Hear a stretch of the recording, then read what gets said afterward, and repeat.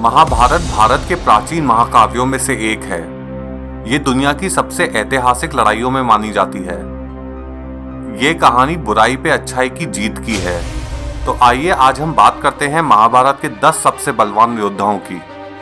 दुर्योधन 100 कौरवों में सबसे बड़े भाई थे और ये एक महान योद्धा भी कहलाते थे। गदा चलाने की काबिलियत दुर्योधन से ज्यादा अच्छी किसी को नहीं आती थी और उस समय वो गदा चलाने में दुनिया के सबसे सर्वश्रेष्ठ योद्धाओं में से एक थे। दुर्योधन में गजब की शारीरिक क्षमता थी। कहते हैं उनमें 1000 आदमियों का बल है और कहते हैं कि छोटी मोटी शारीरिक चोटों से तो उन्हें फर्क भी नहीं पड़ता था। दुर्योधन ने अपनी युद्ध की कला अपने गुरु द्रोणाचार्य और कृपाचार्य से सीखी थी और इन्होंने गदा चलाना कृष्ण जी के बड़े भाई बलराम से सीखा था।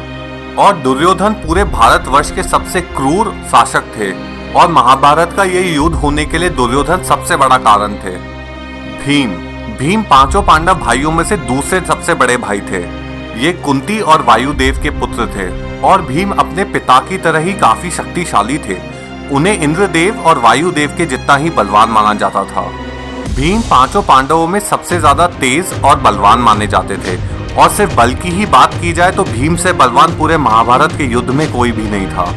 और कहा जाता है कि भीम में 1 लाख हाथियों का बल था और भीम ने गदा और तलवार चलाने की शिक्षा बलराम से ली थी। और भीम काफी प्रतिष्ठित पहलवान भी रह चुके थे। उनके बल का इस बात से अंदाजा लगाया जा सकता है कि भीम बचपन में एक पहाड़ की चोटी से अपनी मां की गोद से गिर गए थे और भीम को गिरने के बाद एक खरोंच तक नहीं आई और जिस चट्टान पे वो गिरे थे वो चट्टान चूर चूर हो गई। अभिमन्यु महान योद्धा अर्जुन के पुत्र थे। अभिमन्यु ने अपना बचपन द्वारका में श्री कृष्ण की आचरण में निकाला। उन्होंने युद्ध की कला अपने पिता अर्जुन और कृष्ण जी के पुत्र प्रद्युम्न से सीखी। अभिमन्यु में सीखने की काफी जबरदस्त क्षमता थी। उनकी शिक्षा उनकी मां सुभद्रा की कोख से ही शुरू हो गई थी और अर्जुन जब अभिमन्यु की माता को युद्ध नीतियों के बारे में बताते थे तो अर्जुन ने कोख से ही उनके बारे में सुन लिया था और उन्हें सीख लिया था। और इन्हीं सब बातों के बीच में अभिमन्यु ने चक्रव्यूह तोड़ने का तरीका अपने पिता अर्जुन से सीख लिया था, पर उनकी मां के बीच में ही सो जाने की वजह से उन्होंने चक्रव्यूह में घुसना तो सीख लिया था लेकिन उसे भेद के वापस निकलना नहीं सीख पाए थे। और अभिमन्यु महाभारत के तीसरे वो योद्धा थे जिनको चक्रव्यूह को भेदना आता था और कहा जाता है कि अभिमन्यु अपने पिता अर्जुन के जितने ही बलवान माने जाते थे और वो सिर्फ 16 साल के थे जब वो महाभारत का हिस्सा बने। घटोत्कच भीम और राक्षसनी हिडिंबा के पुत्र थे। क्योंकि वो आधे देवता और आधे राक्षस थे तो उनमें दोनों की ही दैवीय शक्तियां मौजूद थी। क्योंकि वो हिडिंबा के पुत्र थे तो उनमें राक्षसों की सारी शक्तियां भी थी और वो एक क्षत्रिय के भी पुत्र थे तो उनमें क्षत्रियों का ज्ञान और बल भी मौजूद था। घटोत्कच कई दैवीय शक्तियों के मालिक थे, जैसे कि वो अपना जिस मर्जी आए आकार बदल सकते थे और इसी वजह से महाभारत के अच्छे योद्धा भी उनके सामने आने से घबराते थे। और घटोत्कच के बल का इस बात से अनुमान लगाया जा सकता है कि उन्होंने अकेले ही एक ही रात में पूरी की पूरी कौरव सेना को खत्म कर दिया था। अश्वत्थामा गुरु द्रोणाचार्य और कृति के पुत्र हैं।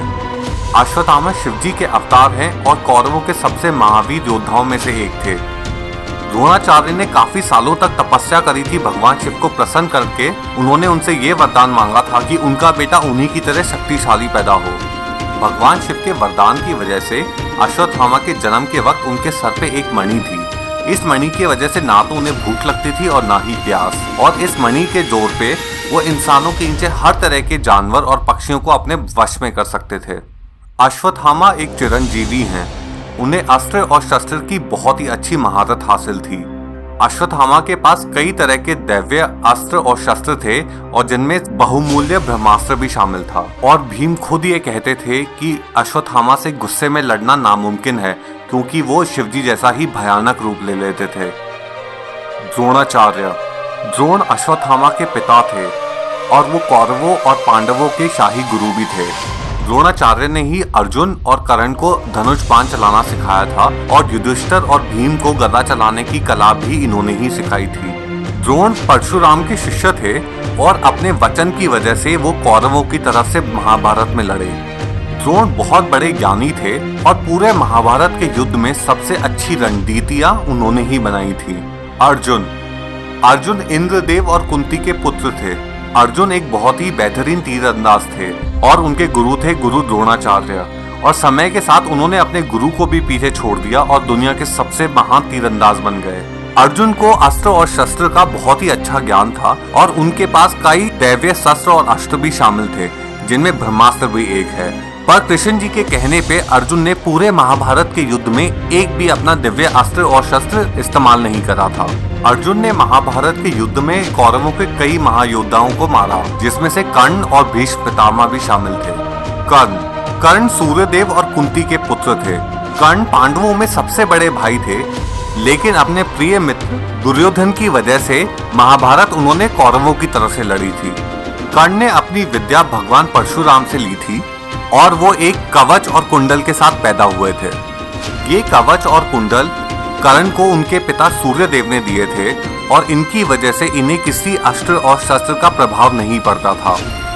कर्ण ने महाभारत के युद्ध में भीष्म को ये वचन दिया था कि जब तक भीष्म महाभारत का युद्ध लड़ रहे हैं, कर्ण कभी भी युद्ध में नहीं उतरेंगे, क्योंकि अगर वो दोनों एक साथ युद्ध में उतर गए तो वो एक ही बार में पांडवों का नाश कर देंगे।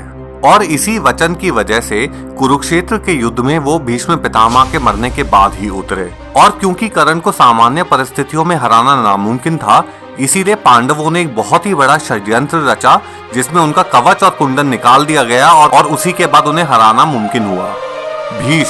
भीष्म देवी गंगा और शांतनु के पुत्र थे। भीष्म कौरवों और पांडवों के दादा थे। भीष्म पितामह ने अपनी शिक्षा भगवान परशुराम से ली थी और उन्हें अपनी माँ गंगा से ये वरदान मिला था कि जब तक वो ना चाहें तब तक वो नहीं मर सकते। और भीष्म इतने बड़े योद्धा थे कि एक बार उनके पिता परशुराम ने ये कहा था कि भीष्म से कभी युद्ध मत करना, क्योंकि उनको युद्ध में पराजय करना नामुमकिन है। और महाभारत के युद्ध में भीष्म के वार इतने शक्तिशाली थे कि भगवान कृष्ण ने अपने अस्त्र ना उठाने का वादा तक तोड़ना पड़ा। भगवान कृष्ण भगवान विष्णु के 8वें अवतार थे। भगवान कृष्ण महाभारत के युद्ध में सबसे विद्वान और सबसे बलवान योद्धा थे और उन्होंने महाभारत में ना लड़ने का वचन लिया था। भगवान कृष्ण महाभारत के युद्ध में अर्जुन के सारथी थे।